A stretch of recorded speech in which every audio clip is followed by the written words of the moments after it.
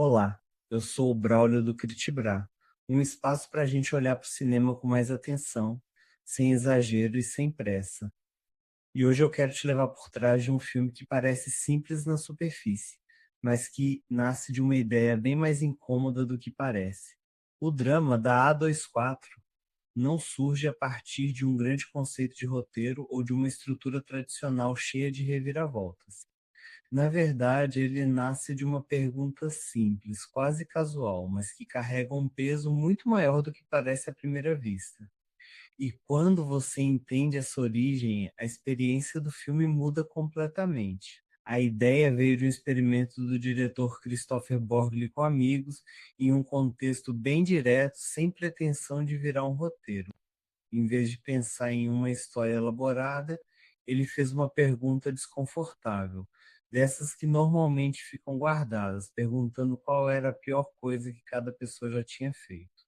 Esse ponto de partida já revela muito, porque ao invés de criar uma ficção distante, ele se aproxima de algo extremamente humano, ligado à culpa, à vergonha e à memória.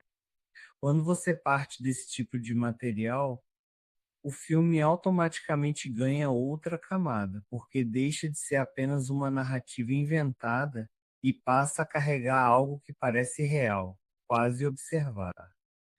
Isso ajuda a entender por que o drama começa de um jeito leve, quase como um jogo entre casais, algo cotidiano e aparentemente inofensivo, mas que aos poucos vai se transformando em uma situação cada vez mais desconfortável, criando uma sensação estranha antes mesmo de qualquer revelação mais clara.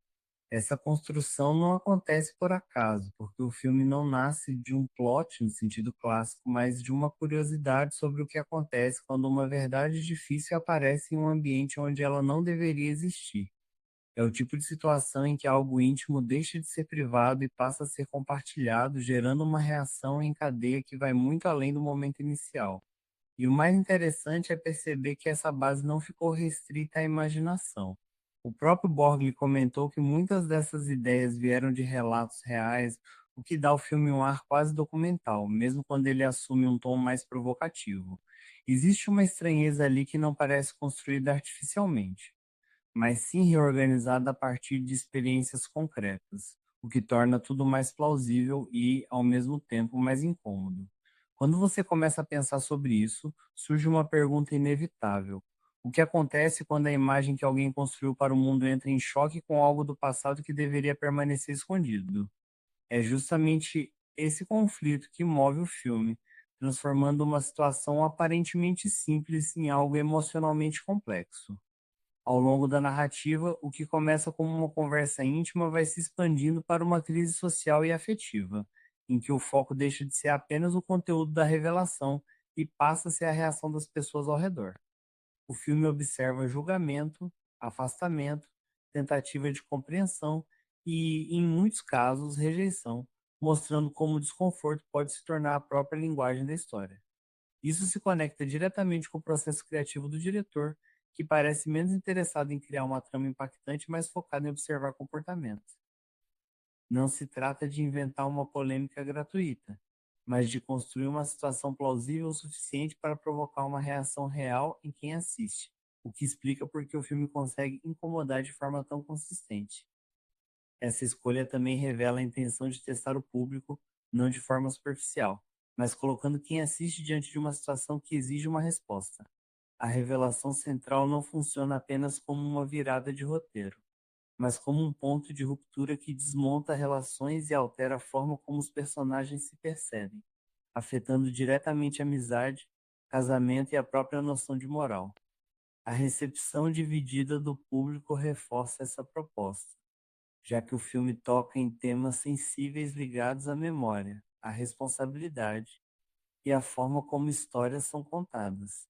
Isso ajuda a entender por que ele é descrito como uma comédia romântica sombria, misturando elementos que deveriam ser leves com um desconforto que se mantém ao longo de toda a experiência.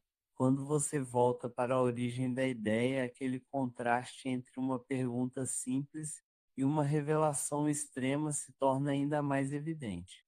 O filme se constrói justamente nesse espaço entre o banal e o perturbador, e escolhe não resolver tudo de forma definitiva, deixando o final em aberto e mantendo essa sensação de instabilidade.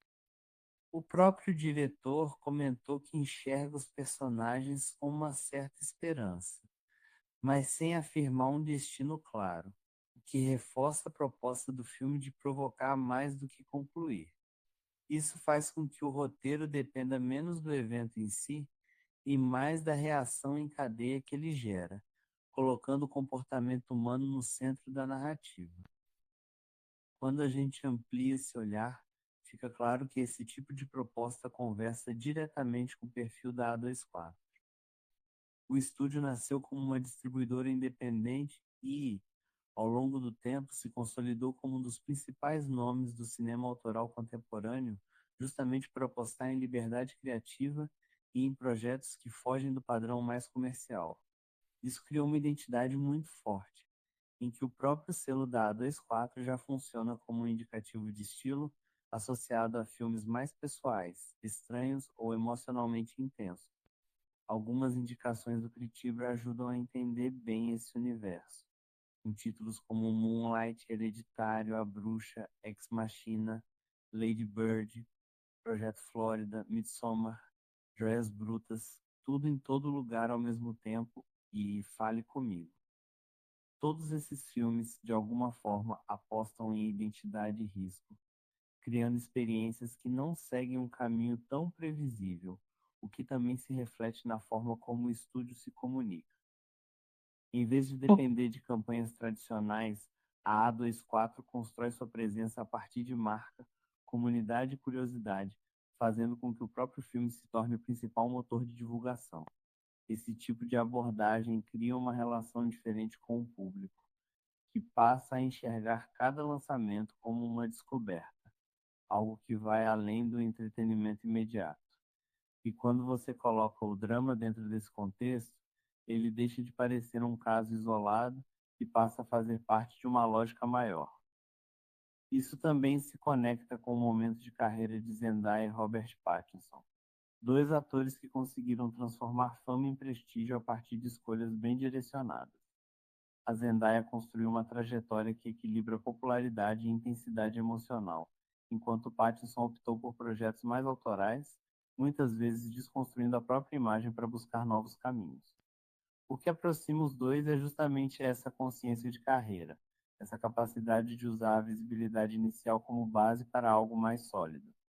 Isso faz diferença quando eles entram em um projeto como o drama, que exige mais do que presença, exige entendimento do tipo de proposta que está sendo construída. No fim, tudo parece conectado. A origem da ideia, o processo criativo, o perfil do estúdio e as escolhas do elenco formam um conjunto coerente, que transforma uma pergunta simples em uma experiência mais complexa do que parece à primeira vista. E talvez seja isso que torna o filme tão interessante de analisar, porque ele não se sustenta apenas pelo que acontece na tela, mas pela forma como foi pensado desde o início, como uma provocação sobre culpa, memória e o impacto de uma verdade que não deveria ter sido dita. Agora eu quero saber de você. Uma ideia simples consegue sustentar um filme inteiro? Ou você acha que precisa de algo maior para realmente funcionar? Se esse tipo de olhar sobre o cinema faz sentido para você, aproveita para curtir o vídeo, compartilhar com alguém que também gosta e acompanhar o canal. Eu sou o Braulio do Critibra. Obrigado por estar comigo até aqui e a gente se encontra no próximo filme.